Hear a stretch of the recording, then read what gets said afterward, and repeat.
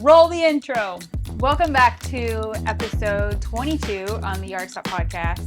I'm your host, Emily, and today we're going to be talking about soft and hardscape. Our guest speaker is Jeremy. Welcome back to the podcast, Jeremy. Thanks. Nice to be back. I think we did episode 8 with you on landscape. Yeah, design project. Yep. You're still doing that, right? Oh, yeah. Okay. Well, we've got questions about hardscapes and softscapes. Can you tell us what the difference is between the two? Because I didn't know. I looked up, or I was researching about hardscapes and softscapes, and I was like, what is a softscape? It doesn't. Well, I mean, the basic difference between hardscape and softscape is your softscape is mainly your live landscaping. It's mainly your plants and your trees and your shrubs. It's called softscapes because it's the more fragile parts of a landscape project. Right. Hardscapes would be the other items that we do, which is kind of your core of a landscape project. Your pavers, your rock, your artificial turf, things like that. So hardscape is permanent. Softscape is obviously not permanent. Yeah, to a degree. Yeah. I mean, a lot of times I guess landscaping isn't always permanent because at some point it does have an expiration. Right. But yeah, that's a good way to put it.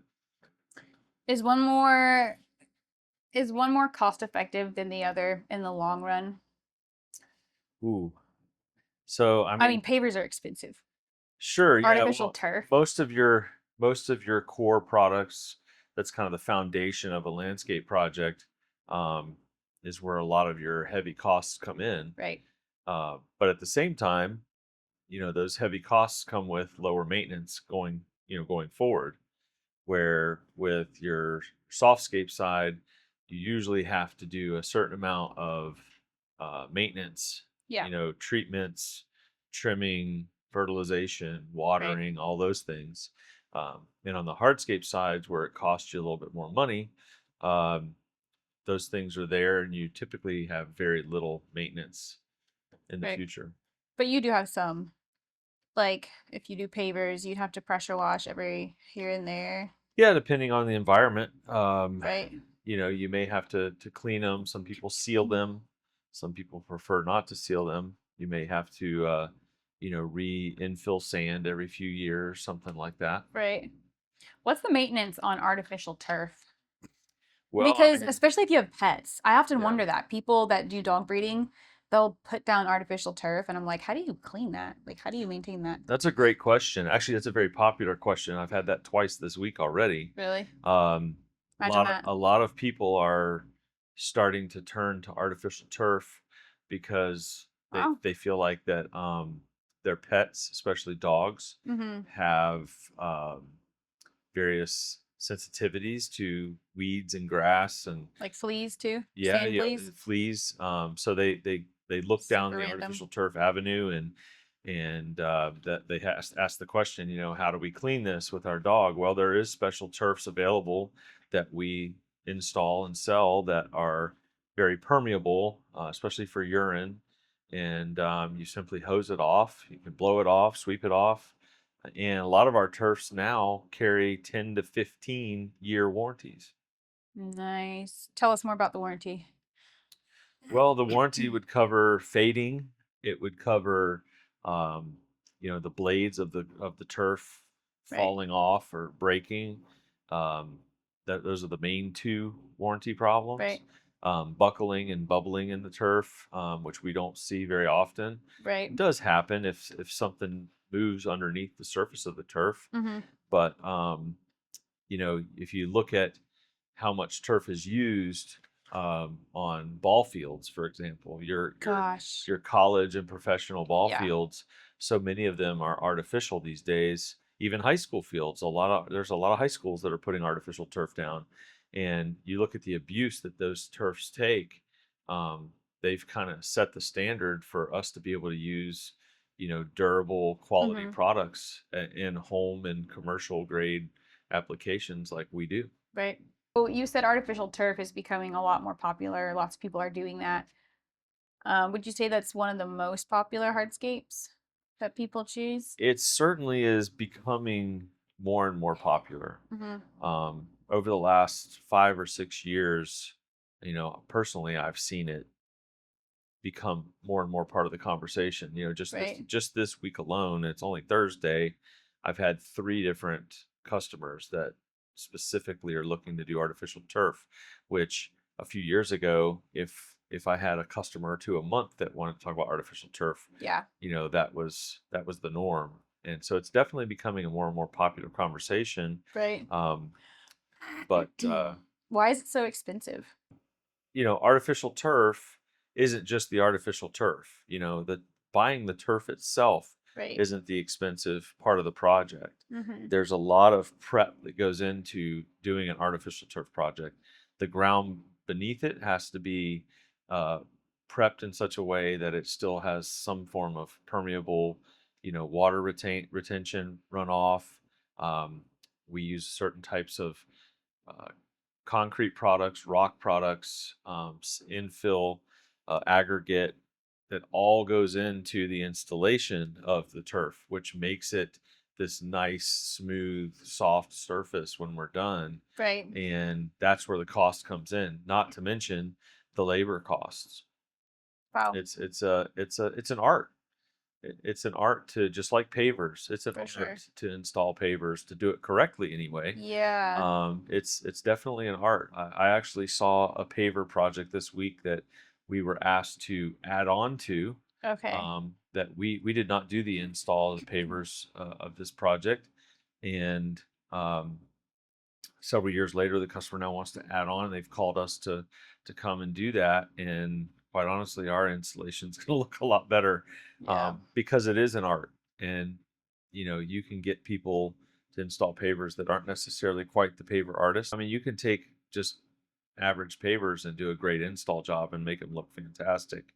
The installation is everything. So back to your original question with the Right. turf, Right. is that same with the turf, that the installation of it um, makes or breaks the job. So, can you, I guess, I feel like now we're just talking about the specifics of the hardscapes, which is perfect for this episode.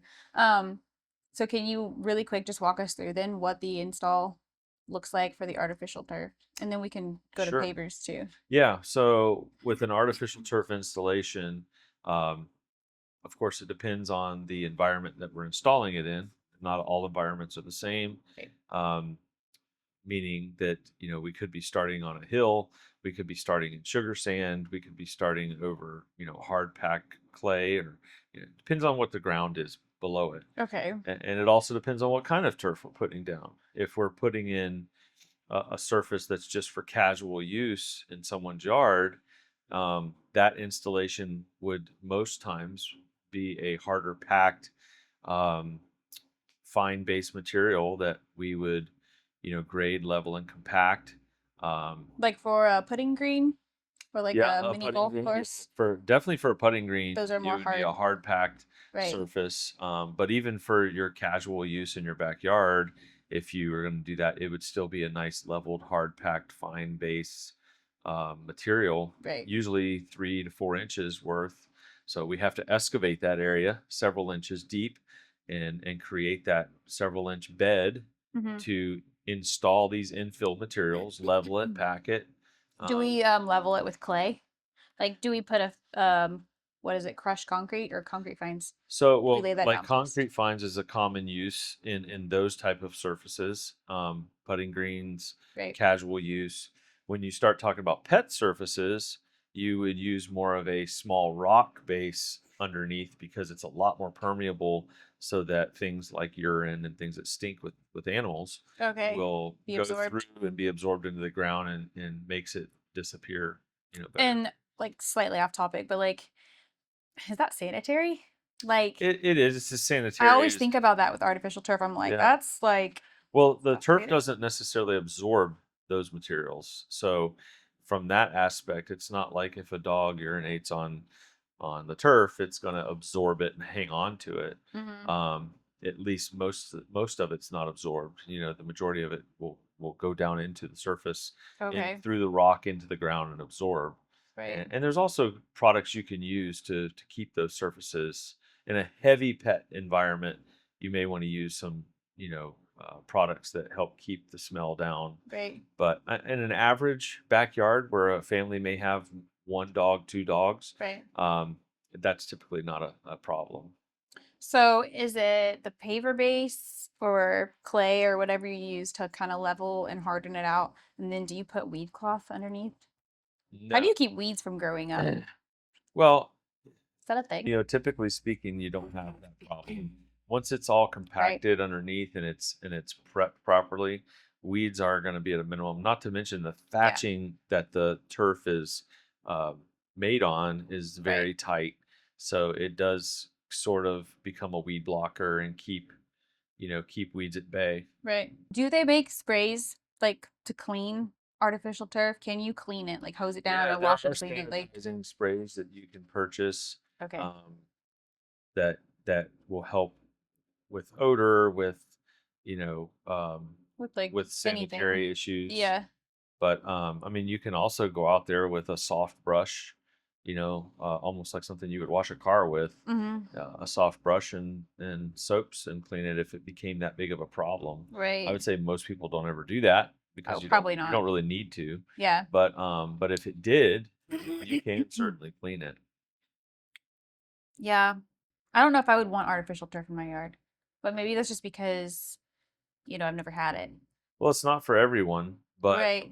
the thing about artificial turf for people that have a yard that just drives them crazy because They don't want to they can't maintain it. they can't keep it, Yeah. green. They can't keep it from becoming weed infested. Their They sod keeps can't. dying. Yeah, sod's dying. And that's not always the grass, by the way. I mean, Right. oftentimes that becomes issues with your soil, and you don't know it. Your Yeah. soil in certain areas may have a strong acidic factor, or Yeah. it may have something there that's just not allowing grass to grow well. And so for people that really drives them crazy and they want always that perfect look, they should come and look at some of the projects we've done where Yeah. people walk out in their backyard or wherever it is, and it just looks beautiful all the time. I'll have to put some footage up on the screen for Yeah, people for to see sure. some Because B-roll. we've done some projects. I have a project that comes to my mind that we did a year and a half or so ago in Leesburg, and they just walk out the backyard and it always looks perfect. That is true. And Yeah. they had a hard time with grass for years because of the shade canopy they have. And so they finally gave up and they did a section of their yard in turf, and they liked it so much they had us come back and do more Hmm. of it. And now it's just beautiful green, nice thick bladed grass. That's where the benefit comes in. You spend a lot more money, but Right. in that case, the satisfaction of always having that in your backyard. You take a blower, you blow the leaves off of it, and You're done. you go on. Looks like you just did a day's worth of yard work. Yeah. It does look classy. It looks nice. Um, how many varieties, and this might be a broad question, but how many varieties of artificial turf are there? And do we sell all of them? Do we offer all of them? Definitely a broad question. There's several manufacturers out there. I mean, a bunch that manufacture their different types of turf. Mm-hmm. Um, so there's a ton, more than I could Right. even start to name. But generally speaking, we offer 6 to 9 different kinds of turf that ranges from like your very short thatched putting green surfaces all the way Right. up to nice thick bladed, almost St. Augustine looking, Yeah. zoysia looking sod um, turfs that are more of your, you can choose basically. You can Mm-hmm. choose what level of sod or turf you want as far as how long a blade, how thick a blade, Right. depending on what you're doing with the surface. And there's even artificial turfs that are colored. And that's most commonly used in like there's a water park area that we did that required red turf and blue turf That's kind of and cool. yeah, so you can Mhm. you can pick and choose Yeah. those type of things for different situations. If you want to create like a water looking area, even though you can tell it's not real water, it kind of Right.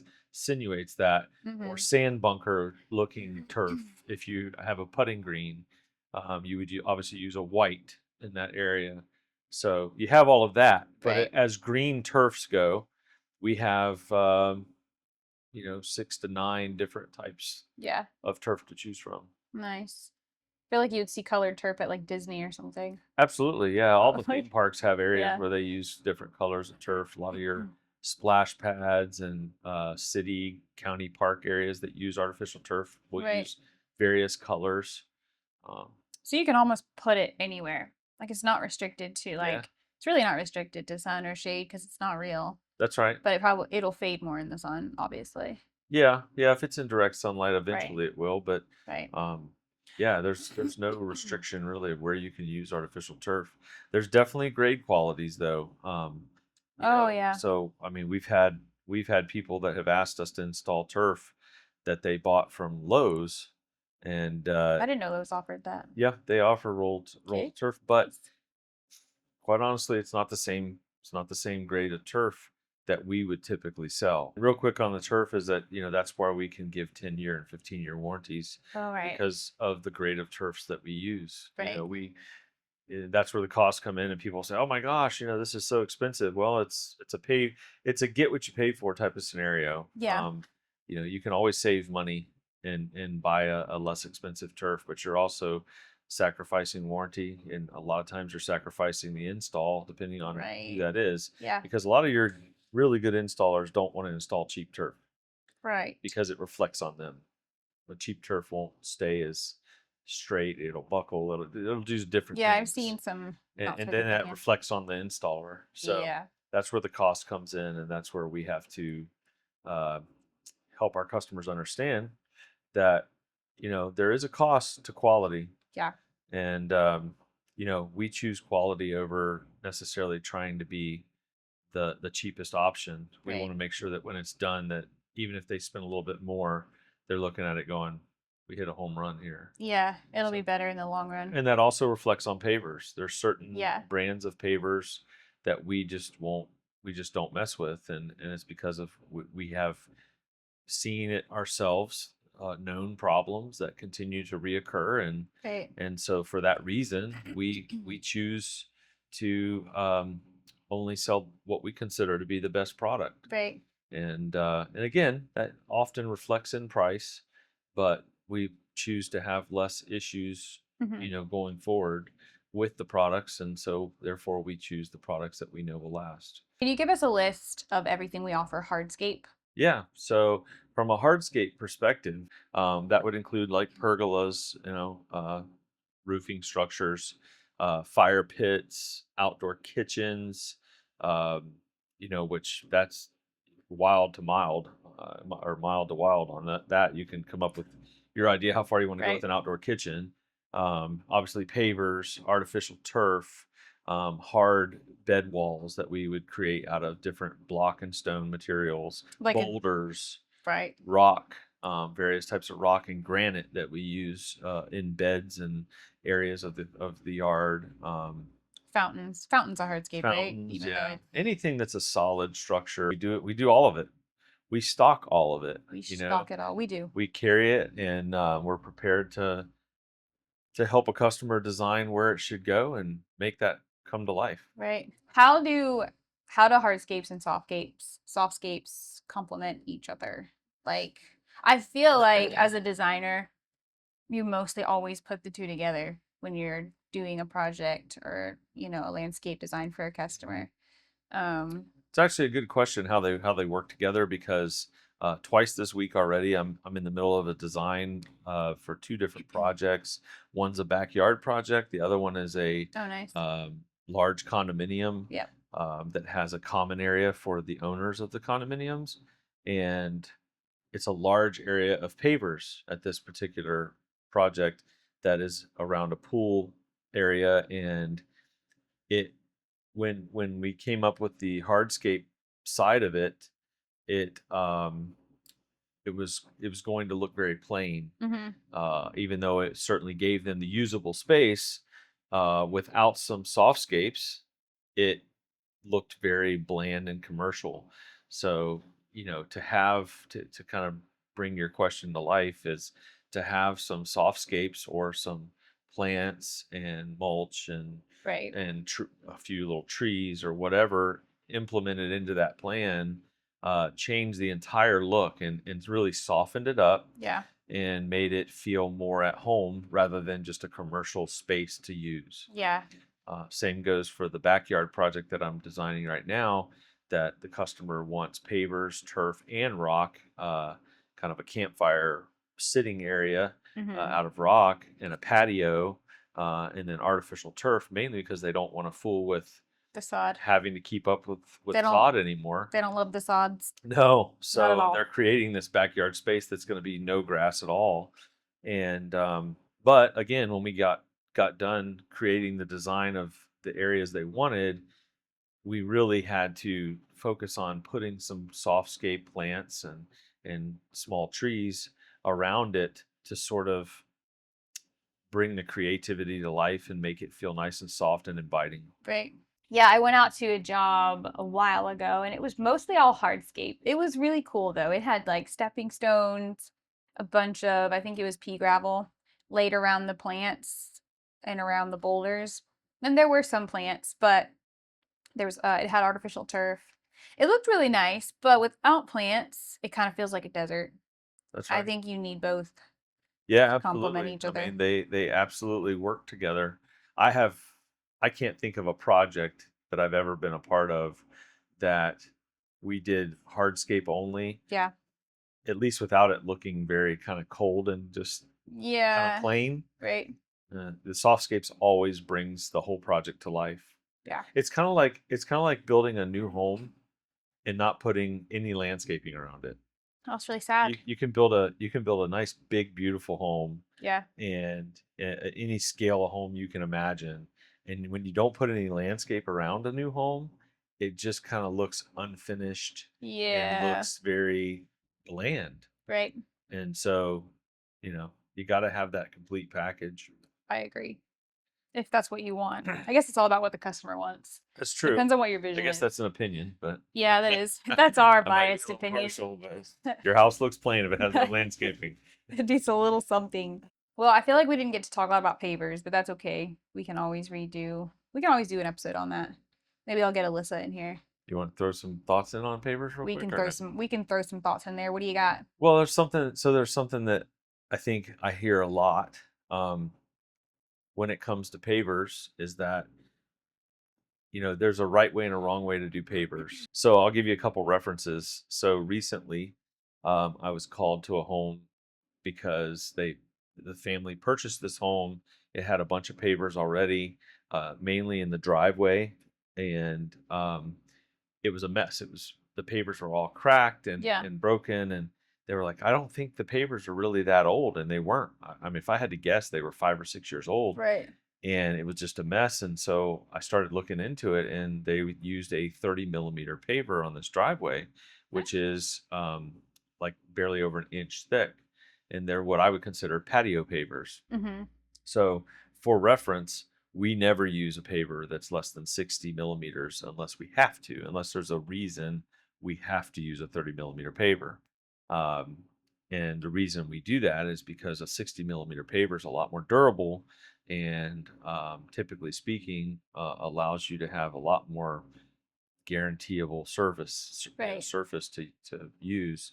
And so, again, you have to be cautious, as a customer that's out here wanting to do pavers. You have to know, okay, it's not just about how much square footage I'm doing, it's Mm-hmm. about what kind of paver am I getting in that square footage. Yeah. um, and then the installation is the other big key. That's like yeah, well, that's your foundation. Yeah. Whatever you build on. Yeah, the installation is key because I've seen people. Again, I had a house in the Villages that we just did a bunch of repairs on the pavers, um, and we took a sidewalk up that was a mess, and the customer's like, I don't know why it's so bad. Well, Ooh. the prep work was horrible. They Yikes. basically compacted the earth that was there and put the pavers down, and you can't just compact the earth that is usually You there. have to add You something. have to dig that out and put the proper preparation Yeah. underneath the pavers, which usually Right. requires bringing in concrete fines or the right type of. You may use a clay base underneath Right. those fines, Yeah. there's prep work involved, and For that's the sure. one thing we don't miss is the prep work. We make sure that the prep work is Yeah. done properly because we want it to be right. That's the most important part. Yep. We offer warranty on pavers too, right? Sure. I mean, we always stand behind our installation Yeah. if there's a problem, and the pavers. If the pavers, we don't usually have a lot of. It's very rare we get problems with the Yeah. actual pavers themselves. If there is a problem with the paver themselves, typically we would notice Yeah. it as we're going. Yeah. And I can think of a couple cases over the last couple of years where, hey, we're halfway through a project and we're like, something's not right with these pavers, and we fix it ahead. We fix Yeah. it right then. Yeah. But we certainly stand behind our work, Mm-hmm. and I think any customer that knows us, I could certainly come up with a list of Yep. customers that may have had to call us for small issues over the last few years, and we step up and take care of that. Right. You had mentioned something about some pavers are sealed. Some people want their pavers sealed, and some people don't seal them. I thought you had to seal them. No, you don't have to seal pavers. Pavers at my own house aren't sealed, but What is sealing? What's involved with that? it's a coating that's sprayed on the pavers, Okay. and it helps. It does help bring some of the colors Right. out, and basically it helps from fading. Doesn't prevent it from fading, but it does kind of slow that process. But sealing is something that has to be done right. It has to be done at the right time. Right. A mistake that we've seen many times is people sealing pavers right after they're laid, and that's a big no-no because pavers are wet. They come from the factory needing to cure and dry out, and the only way for them to do that is to be laid on the ground, and then you give it a certain amount of time where they can cure and sort of dry out. You definitely don't want to seal wet pavers because it will be problematic. That's actually a really good question. How long does it take for pavers to cure? Well, kind of open-ended depending on weather, but typically 30 to 60 days after they're laid is a good time frame, Right. to give it, especially in Florida, especially if they're out in an open area where Yeah. they don't have a lot of shade coverage. You might be on the shorter side of that. Mm-hmm. If we've had a lot of rain, they might need more like 60 days, but Right. that's kind of a rough gauge Right. of cure time once they've been laid. Does sealing help prevent the fading? Or is sealing more for aesthetic appeal? Well, it is for aesthetics, but it also does have a function to keep things from staining into the pavers. Yeah, I've seen that. I've seen some Um, pavers. So if you drop a oil on a paver that's just been sealed, Mm-hmm. it'll kind of bubble on top instead of soaking in. Yeah. Same thing with concrete. Right. Basically, concrete driveway, same scenario. And you can pressure wash pavers Absolutely. to clean them. Mhm. I've always wondered about that because I feel like pressure washing, it would get in between the cracks and like loosen the brick. And it can, if it's pressure washed improperly, Right. if you when you're cleaning pavers, you don't want to blow all the infill sand out because it will loosen Yeah. them up. But going through every few years and putting some more infill sand in is an easy process. You Right. can do it yourself at home. Anybody can do it literally. And Is or this, or you can call us to come and help you do it if you need it, if it needs to be done again. yeah. But and that's a misconception that a lot of people don't understand is when they see us doing that sand infill at the end of a project, um, they often ask us, why is it not up to the top? We're missing a bunch of sand, and the sand doesn't have to be at the top. The Yeah. sand is just there to fill in, a good portion of that. Let's say you have a 2-inch paver, Right. and if that sand infills an inch of the bottom half of that paver, then it's holding that paver in place, and that's all it needs to do. So the sand is there to keep the paver from Mhm. moving so Correct. that it has time to settle. Yep. Well, thanks for coming on the podcast, Jeremy. No problem. Thanks for tuning into this podcast, y'all. I hope it was helpful. If you're interested in getting a free quote on hardscape or softscape, you can go check out our website, theartsgardencenter.com, and fill out a free quote. And maybe it'll be Jeremy that helps you. Happy You to never help. know. All right, we'll see you guys in the next episode. Hey, let's get you landscape and hardscape.